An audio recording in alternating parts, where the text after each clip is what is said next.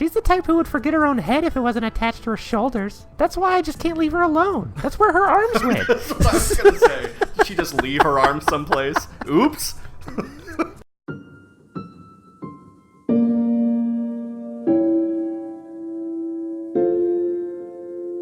Hey, welcome back to Bookend Gaming. It's the next episode. Hey, we made it! Yeah. It's insert amount of days later. Yeah. I'm Eric. I'm Travis. And we're going to continue now. What, are you actually going to add the... No, you don't have to. Just leave No. as is. A single tear worms down from the corner of her eye, slowly making its way across her face before it falls onto the desk. Oh no!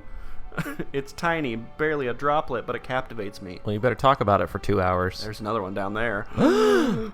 Another tear follows the first, and then a third. A feeling of anxiety overcomes me, petrifying me on the spot. It's so strange seeing Rins' face peaceful as she sleeps, at the same time as tears stream down her cheeks, wetting the wooden desktop she rests her head upon. I don't know what to do, so I do nothing, and just watch the tears roll one by one down her face. I wonder what she's dreaming about. Something sad. Rin wakes up after one final flinch, or perhaps because of the tears. She sits upright and yawns so excessively it looks like her jaw might dislocate. I was dreaming about candy. They stopped making jujubes. Oh, never had those in my life. I don't think I have either. I don't know why that was the first thing to come to my head. She notices my presence, but her reaction is more like the lack of any reacting at all. It's just an acknowledgement, no startled gasp or anything. Hello. Good morning. She's so groggy she can't even return my smile that I somehow can't stretch, to be entirely honest. Rin notices her wet cheeks and quickly wipes them on the shoulders of her shirt. It seems she isn't at all surprised or flustered by them. You cried in your sleep. A bad dream? Don't make it weird. No, it's nothing like that. It's something I've learned to do from other people. It's a funny story. I'll tell you later. Can't wait. On second thought, not really that funny at all. I guess I won't tell you. No, you can't draw me in like that and then take it away from me. I gotta know. Did you want something, or did you just come to watch me sleep? What was the first option? I wanted to see you after classes. The one that doesn't freak you out. Oh, well, it's after classes now, and I'm seeing you right here. Then mission accomplished. I just wanted to say good luck or something. I figured the upcoming weeks are gonna be a lot of work for you. Thanks. Rin yawns again and blinks a few times. I feel weird. Didn't really sleep much last night at all. Butterflies in your stomach? Butterflies in the sky. What? No, I mean, yes. I know what that means. Butterflies. Don't really feel so good now. No, there was a cockroach in my pudding. What? It'll be fine. You're so confident. Someday it'll bite you in the ear. I'll look forward to it. Meow. I think I have to go. I promised Miss Sayonji that I'd go there straight after school, and now is after school. Is it okay if I come by sometime? I'm guessing you're planning to work long hours, so if you'd prefer to avoid distractions. It's okay. It's not a distraction. I don't really care about you. Not like Emi. Don't bring her with you, though. I wouldn't like that this time. I like her. I told her to stay away. I see. All right, then. Okay. Well, Rin stands up and silently walks to the door with me following behind. The school's empty hallways, devoid of the usual crowd of students, feel very lonely. It's only a few hours since school ended, but the building seems to be all but deserted. Our footsteps are all that intrudes upon the stillness of the hallways. The change is sudden, but it shows how the building is just as an empty shell, dead without its students and teachers to liven it up. Don't forget about me, the painting! It's like the school has become a private world for just the two of us. A desolate place filled with silence and chalk dust. I'm gonna go change. Do you need help with that too? Maybe. She doesn't have arms. Yeah, that's true. She's fighting with Emi, apparently. She says this out of the blue while we walk down the stairs from the 3rd floor, and it makes me wonder how she views this challenge that lies ahead of her. I wonder if you untie those knots on her sleeves, if like Cheetos would fall out or anything, because I doubt she's ever untied them. She stores food in there. Yeah, or it's just fallen in and never seen again. That's what people must do sometimes. That's the last thing we say to each other, ever. Even that day, even though there's so much that we could talk about. And even those words drown in the all-encompassing silence, disappearing into the stagnant air as if they were never said. Well, you said 2,000 words to yourself, so you covered enough words. Yeah. Had to make that scene longer. Yeah, right? So she could wake up and then just be like, yeah, okay, whatever. I cry sometimes. It's a funny story. No, it's not. Okay, time to go. I cry when angels deserve to die. The next Monday is marked by a strange emptiness that grips me, caused by the knowledge that I won't be able to see Rin whenever I want to say anymore. This hollow feeling's a little bit disconcerting, but I make it to the afternoon. But I make it to the afternoon all the same. My last class is, in a word, terrible. It's not that the lesson is that bad. It is, however, boring and so hot in the classroom that I feel like I'm melting. The air conditioner is either broken or turned off, so the windows are open. It makes no difference since the air outside is completely still. Only the chirping of cicadas carries inside. And then a bunch of cicadas come inside. The sweltering heat permeates the room. Students and teachers alike are in an almost delirious state. Someone play Nelly. I just want to stand up and walk out of here without caring what the teacher or anyone else says. I can see I'm not the only one with these thoughts too. Is Misha fanning herself? Yep. Yeah. Next to me, Misha is. I remember that part from a playthrough long ago. Yeah. Misha is shamelessly holding her skirt up a bit and fanning air in with her notebook. Only Shizune seems to be as cool as always, sitting with her back perfectly straight, looking like a badass, arms folded on her chest, her eyes fixed on the equations scrawled on the blackboard. I keep shooting yearning glances at my watch, but it doesn't help the time go by any faster. The ad lied to me. It's funny. I remember how badly I wanted to get out of the hospital and go back to school. Now all I can think about is getting back in the hospital, so I break my leg. Now all I can think about is the upcoming summer vacation and freedom from classes and homework. Perhaps it's human nature to think only of the situation at hand. Finally, the bell rings. Relieved, my classmates and I burst out into the hallway, already crowded by students from our neighboring classes. I spot Emi's diminutive figure nearby and walk up to her. Hey there. She smiles sweetly, clearly happy to see me. Hisao! What's up? Is your classroom super hot too?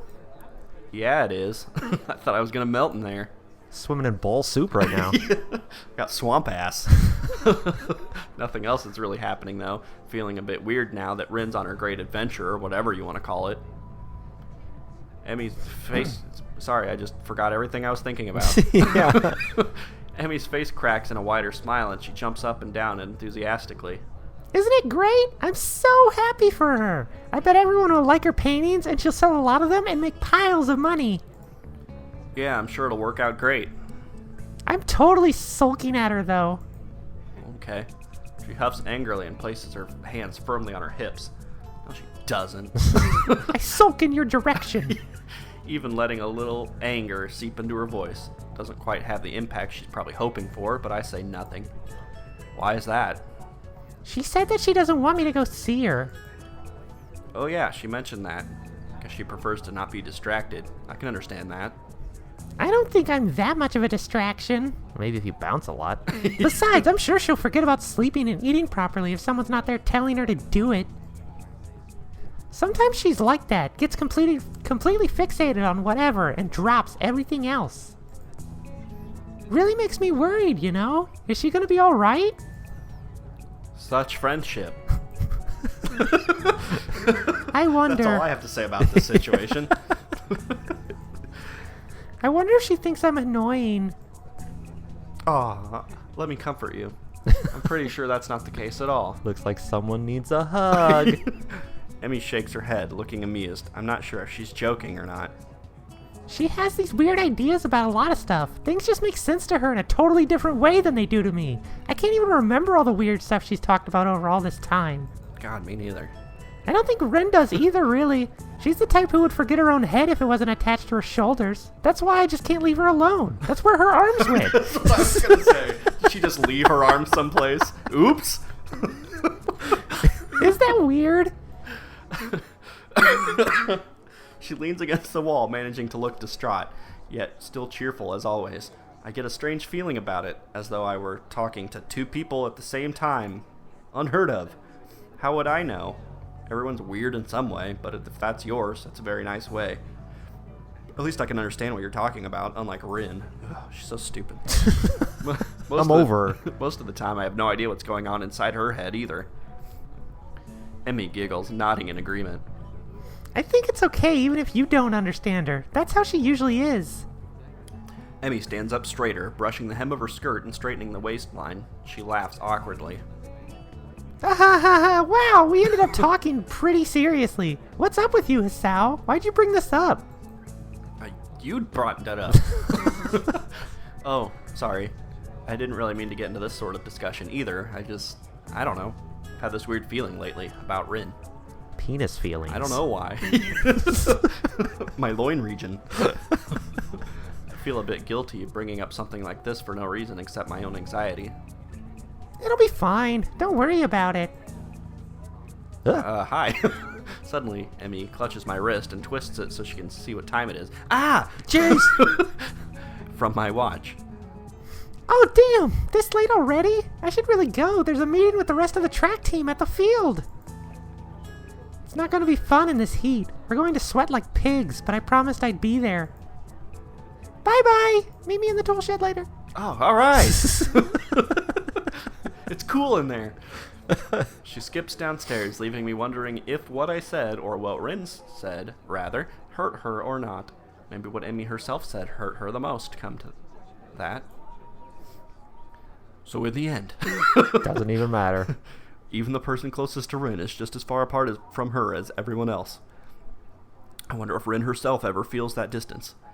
I felt like I was drifting away from the world too, during my hospitalization. I felt anxious and depressed, and even now I sometimes still do, but I fight against it with all I've got. If Rin has been on that side of the divide for her whole life, I can't imagine how she could not be lonely, but perhaps she's truly different. I refuse to belong to that other place, but maybe she's found comfort there. It's so crazy, because, like, she's completely gotten used to, like, not... Like, her disability. She has no arms. She must have been born that way, I guess. Yeah. Because this entire playthrough, it's not even a factor in any of this. Like, her problems are all mental and things like that. Right. Like, it doesn't even really mention that she doesn't have arms Yeah, much. It's like, just... everyone else is like, oh, her legs because of the wreck, or I have burns, Hanako anxiety. tells you about her house fire. Yeah. Like, are we even going to learn about... I mean, we probably will, but... Maybe, but it might just be a thing she was born with, and she's just had to deal with it, and it's not, like, it's so different than the other playthroughs. And it's also not on, like... It's not, like, constantly on Hisao's mind, either. Like, I wonder where her arms are. I wonder if everything's hard for her to blah, blah, blah. Because, like, even with, like, just Shizune, like... How does she live this way? It's so crazy and hard. She has that notebook, and I'm going to talk about it for 4 years. I hate using it. As I walk through the hall that afternoon, I glance at my watch. It's almost 4:30. I could have told you that. I wonder. I would normally have a club meeting to attend, but I don't feel like going to the art club at all, so I just start heading the opposite way. I mean, you were going to quit. Yeah. Did they forget about that? I guess. I don't know.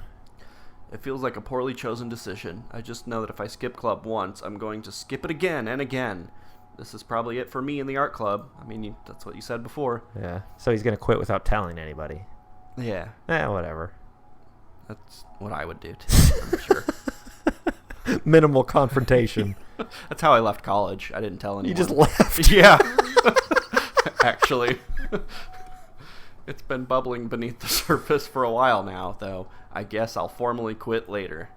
I keep watching the bland linoleum floor while I walk without a direction. This leads me, perhaps unconsciously, to the school library. Boo. It's almost empty and completely quiet. I was being quiet. A few studious first years are sitting at tables, joining efforts to get homework done before dinner time. Yuko is hard at work today, too. She's methodically going through a towering stack of books sitting on her desk, checking them one by one and then placing them onto a cart beside her. I greet her as I stop by. Ah! Good afternoon. See you next time. Okay. Bye.